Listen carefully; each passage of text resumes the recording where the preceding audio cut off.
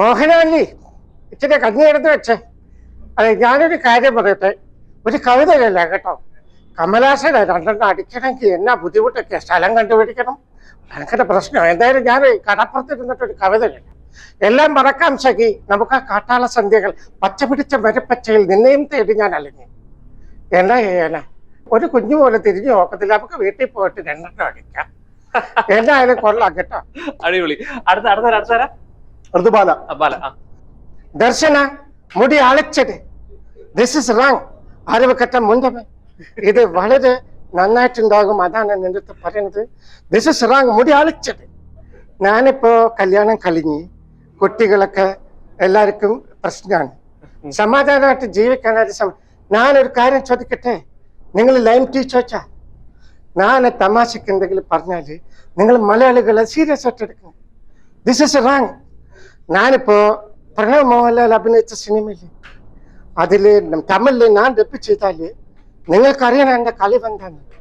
വെള്ളമടിച്ച് കോൺ തിരിഞ്ഞ് പാതിരാക്കി വീട്ടിൽ വന്ന് കയറുമ്പോ ഒന്ന് ചുമ്മാ തൊഴിക്കാനും തുലാവർഷ രാത്രികൾ ഒരു പുതപ്പിനടിയിൽ സ്നേഹിക്കാനും എന്റെ മക്കളെ പെറ്റുപോറ്റാനും വടിയായി തെക്കേ പറമ്പിലെ പുളിയമ്മാവിന്റെ ഇടയിൽ എരിഞ്ഞ് തീരുമ്പോ നെഞ്ചത്തടിച്ചൊന്ന് കരയാനും എനിക്കൊരു പെണ്ണിനെ വേണമേ. ചിരിക്കുന്നുണ്ട, ഒറ്റ അടി വെച്ച് എന്നുണ്ടല്ലോ ചുമ്മാ. ഓക്കെ, അടിപൊളിയാണ്. ഇനി ആരാണ്?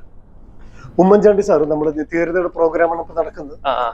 ഈ പ്രോഗ്രാമിൽ എത്തിക്കഴിഞ്ഞാൽ അദ്ദേഹം എങ്ങനെയാണ് നമ്മുടെ അടുത്ത് അഭിസംബോധന ചെയ്യുന്നത്? വളരെ രസമുള്ള ഒരു സംഘടനയാണ്. എല്ലാവർക്കും ഈ നിങ്ങളുടെ മുഖത്തുള്ള ചിരി കാണുമ്പോൾ എൻ്റെ മനസ്സ് നിറഞ്ഞു പോവുകയാണ്. എല്ലാവർക്കും നല്ലത് വരട്ടെ. ഇവിടെ പിള്ളേരൊക്കെ പാടുമ്പോൾ എനിക്കും ഒരു പാട്ട് പാടാനൊക്കെ ആഗ്രഹമുണ്ട്. നെഞ്ചിനുള്ളിൽ ഈയാണ്, കണ്ണിനുള്ളിൽ ഈയാണ്, തേനാലി പാലാണ്, എല്ലാം ഇങ്ങനെയൊക്കെയാണ്. പാട്ട് അറിയുന്ന പോലൊക്കെ പാടും. എല്ലാവർക്കും സന്തോഷമായിട്ടിരിക്കട്ടെ, നിത്യഹരിതമായിട്ട് തിളങ്ങട്ടെ. എല്ലാവർക്കും എൻ്റെ സ്നേഹം. അടിപൊളി അടിപൊളി. മോഹനവല്ലി ഒന്നും എടുക്കാമോ? മോഹനവല്ലി ഒന്നുകൂടെ കറക്റ്റ് സാധനം. മോഹനവല്ലി വിഷം തൊട്ട് വയ്യ, ഇച്ചിരി കഞ്ഞി എടുത്ത് വെച്ചേ. കമലാസന രണ്ട് പക്കടിക്കാൻ തോന്നുന്നുണ്ട്. എന്തെങ്കിലും വഴിയുണ്ടെങ്കിൽ പറ, നമുക്ക് ആ മാവിന്റെ ചോട്ടി ഇരുന്ന് രണ്ടെണ്ണം അടിക്കാം. എന്നാണെങ്കിലും വേണ്ടില്ല, എനിക്ക് കവിത ഓർമ്മ വരിക കേട്ടോ. എല്ലാം മറക്കാം സഖി, നമുക്ക് ആ കാട്ടാള സന്ധ്യകൾ പച്ച പിടിച്ച വരപ്പച്ചയിൽ നിന്നെയും തേടി ഞാൻ അല്ലെങ്കിൽ ഒരു കുഞ്ഞു പോലും വന്നില്ല കേട്ടോ. ചുമ്മാ വായി നോക്കി ഇരുന്നത് വെച്ച് വീട്ടിൽ പോവാം, കഞ്ഞി കുടിച്ചിട്ട് തിരിച്ചു വരാം. അതാ നല്ലത്. ആഹാ, അടിപൊളി കേട്ടോ, സൂപ്പർ ആയിട്ടുണ്ട്. ചേട്ടൻ പ്രൊഫഷണൽ മിമിക്രി ആർട്ടിസ്റ്റ് ആണോ? ഞാൻ കോളേജ് പഠിക്കുമ്പോഴൊക്കെ ചെയ്തിട്ടുണ്ട്. പിന്നെ എന്നെ മിമിക്രി എന്ന് പറഞ്ഞ് പഠിപ്പിച്ചത് ബൈജു ജോസ് ആണ്, കോമഡി കസിൻസിൽ. അവരാണ് നമ്മളെ സംഗതി സൂപ്പർ ആയിട്ടോ. ഞങ്ങളൊരു പ്രോഗ്രാമിന് ഞാൻ ആക്ച്വലി അഡ്വർടൈസ്മെന്റ് കമ്പനി അതല്ലേ വേണ്ടത്. ഒരു പ്രോഗ്രാമിന് വന്നപ്പോ പരിചയപ്പെട്ട ഒരാളാണ്. മിമിക്രി ആർട്ടിസ്റ്റ് ആണെന്ന് പറയത്തേ ഇല്ല, പക്ഷെ ജസ്റ്റ് ഒന്ന് ചെയ്ത് നോക്കിയപ്പോ അടിപൊളിയായിട്ടുണ്ടല്ല. ഇല്ല, ഞാനിങ്ങനെ ഓരോ പ്രോഗ്രാം. സാബു കൃഷ്ണ. ഞാൻ അഡ്വർടൈസ്മെന്റ് കമ്പനി നടത്തുന്നുണ്ട്. അതുപോലെ ആർട്ടിസ്റ്റ്, ഞാൻ സിനിമയിൽ അഭിനയിച്ചു. ഒരു പടം സ്വപ്നസുന്ദരി, അത് ഇറങ്ങാൻ പോകുന്ന ആഗസ്റ്റ് 8-ന്. ഇപ്പോ 1-2 സിനിമകള് പറഞ്ഞു വെച്ചിട്ടുണ്ട്. ഒരെണ്ണത്തിൽ അഭിനയിച്ച് പകുതി നിൽക്കുന്നതാണ്. സ്വന്തം നാട് ഇരിഞ്ഞാലക്കുട, തൃശ്ശൂര്. അതുപോലെ നമ്മുടെ ഇന്നസെന്റിന്റെ എല്ലാം പോവല്ലേ?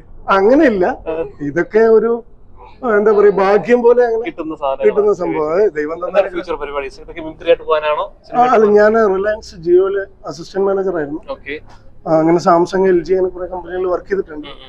ഇപ്പൊ സ്വന്തമായിട്ട് നമ്മൾ അഡ്വർടൈസ്മെന്റ് കമ്പനി, പിന്നെ ഡിജിറ്റൽ മാർക്കറ്റിംഗ്, അങ്ങനെയൊക്കെ പോകുന്നു. അതിന്റെ ഇടയിൽ ഇതുപോലെ പ്രോഗ്രാമുകളൊക്കെ ഇന്നിപ്പോ പുരസ്കാരത്തിന് വേണ്ടി വിളിച്ചു. അതുപോലെ നമ്മളൊരു പാട്ട്, ശ്രീരാഗം പാടിയ രാവിലെ എന്ന് പറഞ്ഞൊരു പാട്ട്, അത് ഹിറ്റായിരുന്നു. അത് പ്രാഗ്മ എന്ന് പറഞ്ഞ സിനിമയിലെ ഗാനാണ്. ആ സിനിമ കുറച്ച് പകുതി വെച്ച് നിന്നിരിക്കുകയാണ്. അതോടനെ അതില് ഞാൻ നായകവേഷത്തിൽ തീർച്ചയായിട്ടും നിങ്ങളെ പരിചയപ്പെട്ടതിലും സന്തോഷം. ഒരു അതുല്യ കലാകാരനുണ്ട്. നമുക്ക് ചില കാര്യങ്ങളൊക്കെ പറയാറില്ലേ, അറിയപ്പെടാതെ പോകുന്ന കലാകാരന്മാർ. ഇതൊക്കെ ഇവരെ പോലുള്ള ഒരുപാട് കഴിവുള്ള ആളുകളുണ്ട്. തീർച്ചയായും അറിയപ്പെടുക തന്നെ വേണം. ഇത് കാണുന്നവരെല്ലാവരും ഈ ന്യൂസ് ഒന്ന് ഷെയർ ചെയ്ത് ഇദ്ദേഹത്തെ ഒന്ന് വൈറലാക്കുക. ക്യാൻസൽ ഇട്ടിട്ട്. ഓക്കെ, താങ്ക് യു, നിങ്ങളുടെ നല്ല മനസ്സിന് നന്ദി.